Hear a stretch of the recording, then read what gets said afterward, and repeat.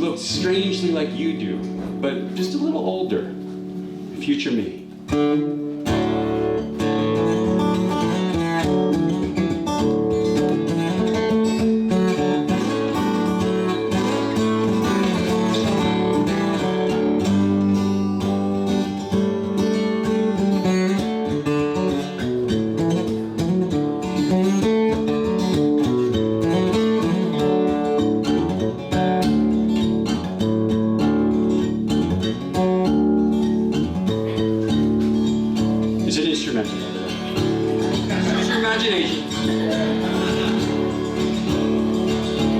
The strangest thing happened to me yesterday.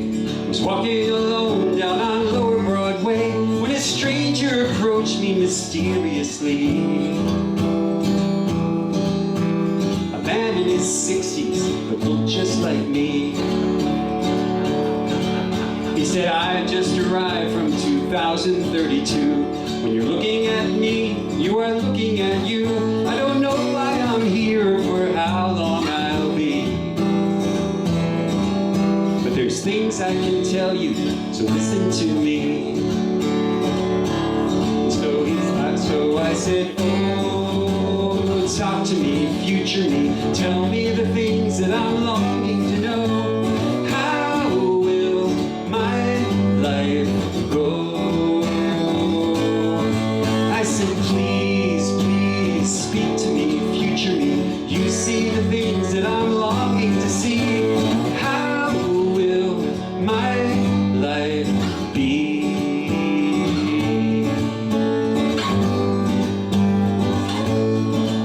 And then he said that we both know this whole thing is strange. I can't say too much, cause our whole life would change. But I will tell you two things you may think are odd. Cherish your loved ones and stay close to God.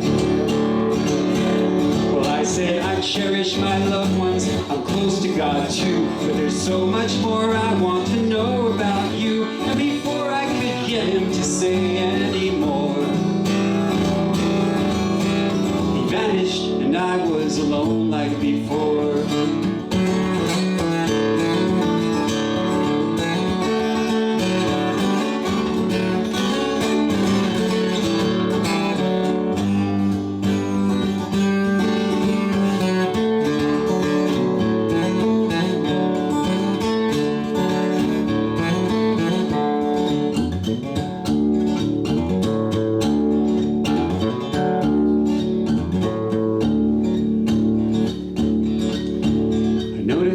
Young boy in front of the stage.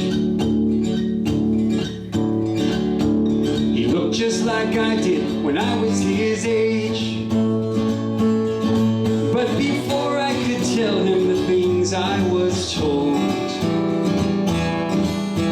he asked me how his life would be when he's old. So he said, oh, talk to me, future me. Tell me the things that I'm longing to know. How will my life go? I said, please, please listen to me, for me. Cherish your loved ones, stay close to God too. And love will come to you.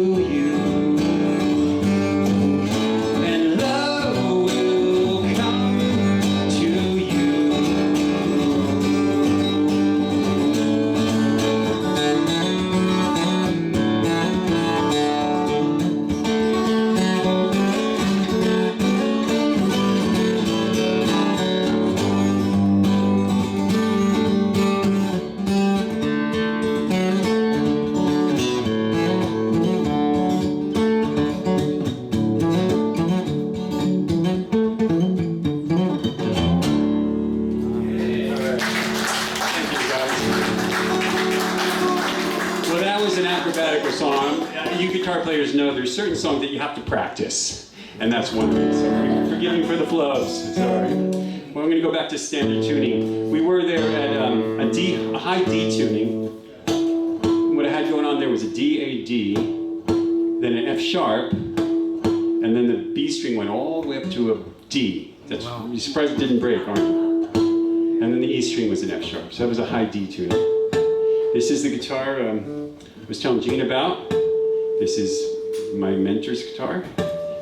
Mine now, it's Phil Keaggy's guitar. It was his for many years.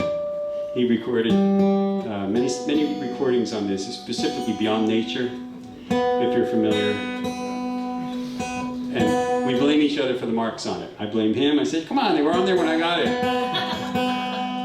And he's like, Raphael, you've been rough on it.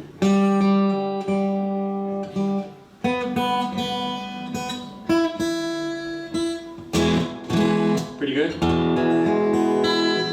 Come on, give me a break. All right, so I lived in Nashville for a while. I was there for 12 years, and I wrote a bunch of songs. I was part of the country music scene for a little bit, trying to write that great country song. And they're just like you guys, they take it very seriously there. It's an art and a science in Nashville. So, you know, character development, plot, conflict, all that stuff. So I decided to write the song, spend as much time as I can, and I got my pen, my paper, guitar, back porch, and I got nothing. I knew my approach was going to be exact rhymes, phrasing, you know, heroic couplets, the whole bit. I was getting no ideas, nothing. Just, I had the form in mind, I knew it was going to be, you know, nothing. And then off in the distance, I heard a train going by, and there came the muse. It came upon me. Then I started to think about trains. And when I was a kid, I remember we had a train coming by our town. And it wasn't a romantic train. It was like the New Jersey Transit going to New York and back. But I remember what we did. When we were kids, we'd ride our bikes up to the railroad tracks. And maybe some of you have done this. And get every little piece of metal that you could find, nickels and dime safety pins or whatever, and lay them on the top rail of the track, wait for the train to go by and go and try to collect them. Anybody ever do that? Oh yeah. Oh yeah, most people have missing digits that are, you know, raising their hand. It's, and they come out like thin, like guitar picks. It's a lot of fun. So I thought maybe there's a kid out there in the hills of Tennessee, and maybe that's what he's doing today. So I got my form together, and when I was trying to build the perfect song, perfect rhymes, perfect meter, and finally tried to fill in the story. Wrote the song. The song's called Jamie. Presented it to, it was a train song and a kid song. Presented it to, got listened to by Capitol Records, and they said, we're not interested. You know that train songs and name songs are in the thing of the past. But I have my song, and at least I like it. It's called Jamie.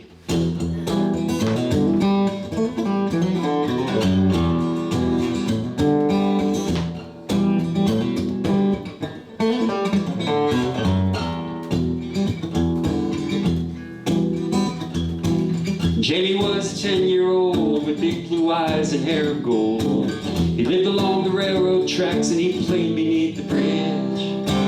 He never cared for balls and bikes or fishing poles and Boy Scout hikes, just skipping stones and listening for the train along the ridge. You can feel the rumble way before you hear the whistle blow. You can hear the whistle blow before you see the train. Boxcars as steel wheels race along the rails, and when it's gone, the diesel fumes are all that will remain. Jamie had a wooden box he hid among the river rocks, and in it he kept all his flattened treasures as his prize. The pennies that were paper thin, nickels and dimes and safety pins, and many parts and pieces you could barely recognize. You can feel the rumble way before you hear the whistle blow. You can hear the whistle blow before you see the train. You can count the boxcars as the steel wheels race along the rails, and when it's gone, the diesel fumes are all that will remain.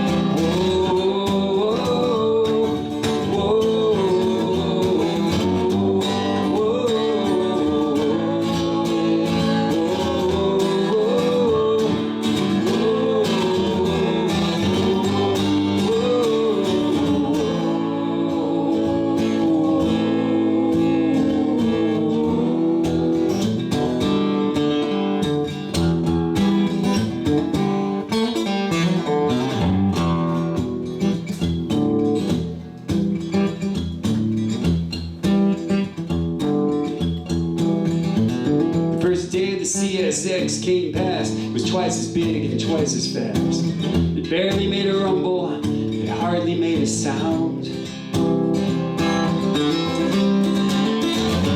And even to this day I'm told they never found the 10-year-old. A shattered box of flattened metal veins was all they found. But they say that somewhere out there Jamie's saying you can feel the rumble before you hear the whistle blow. You can hear the whistle blow before you see the train. You can count the boxcars as the steel wheels race along the rails. And when it's gone, the diesel fumes are all that will remain. And I'll ask you now, can you feel the rumble way before you hear the whistle blowing? Can you hear the whistle blow before you ever see the train? Can you count the boxcars as the steel wheels race along the rails? And when it's gone, the diesel fumes are all that will remain.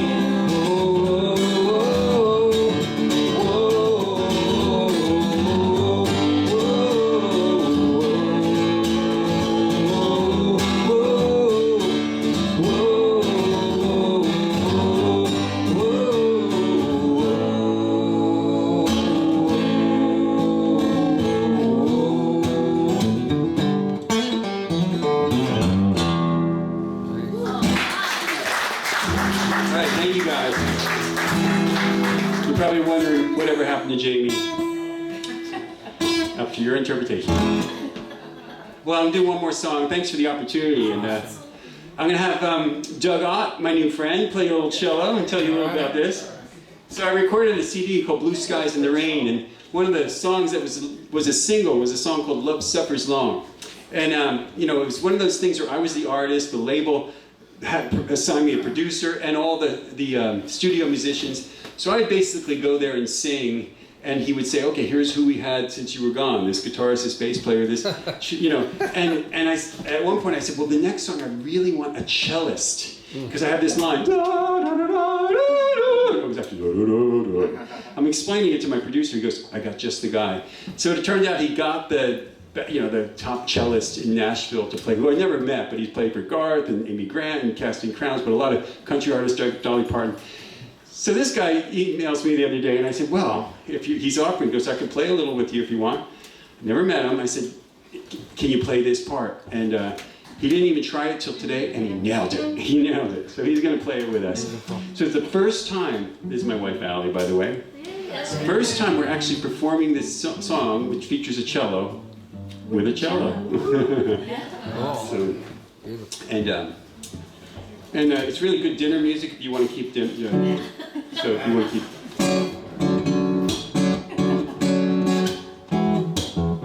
Go ahead. No, that's not it at all. I'm sorry.